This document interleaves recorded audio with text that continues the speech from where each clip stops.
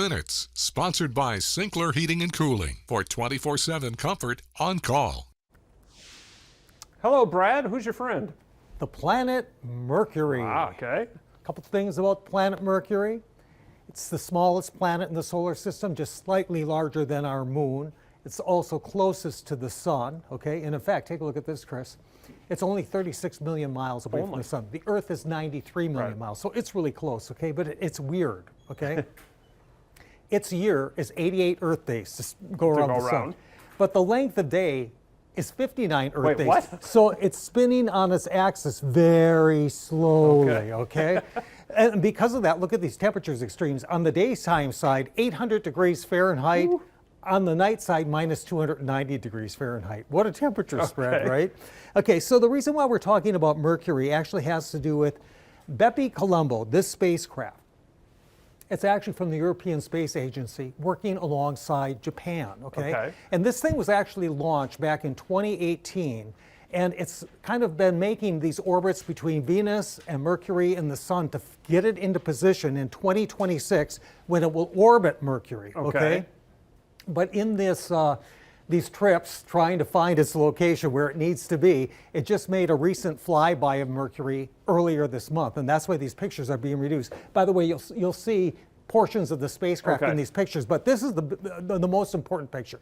Looking directly down to the forever shadowed craters of Mercury's North Pole, because they think, believe it or not, despite those temperatures extremes, there could be frozen water in there, just like at the South Pole of the moon. Okay, so that'll be an interesting discovery, or if they find out that's not the truth, either way. Sure.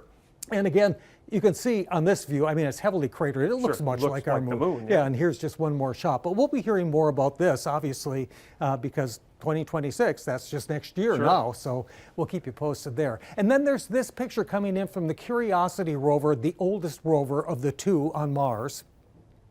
This is, and we've seen before, and I've shown them during this segment, pictures of clouds on Mars. There aren't many, but that's what makes this one so very incredible because of the volume of clouds. And the picture was captured at just the right moment because the sun was already below the horizon, but the clouds are 60 miles up, so they were still illuminated. But it's an interesting view of what people might see on Mars when they look up into the sky when humans finally get there. And we probably will. And now there's this. This thing is lighting up the internet. What is this photograph?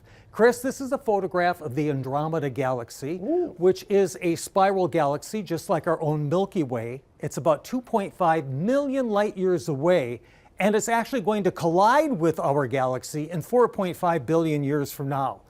So it's headed towards us. Can you tune in for 3 brilliant minutes the day after?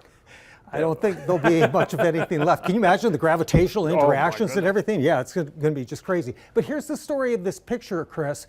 It's huge. In reality, it's 417 megapixels, most high-end. Is that explained why it looks like pieces of a puzzle put together? Okay. It's 600 photos that were stitched together, all taken by the Hubble Space Telescope over a decade. Okay? But here, I want to show you, this is the amazing thing, okay? Look at this upper picture. You see that circle there in the upper right-hand corner? That's how big the full moon is. So in reality, when you look up in the sky, it is 6 full moons lengths in size, but you don't see it. The eye isn't sensitive enough. The only thing we see is right there, the center. It appears as a little tiny fuzzy patch, but in reality, it covers that much of the sky. We can see that? You only know what you're looking at. Correct.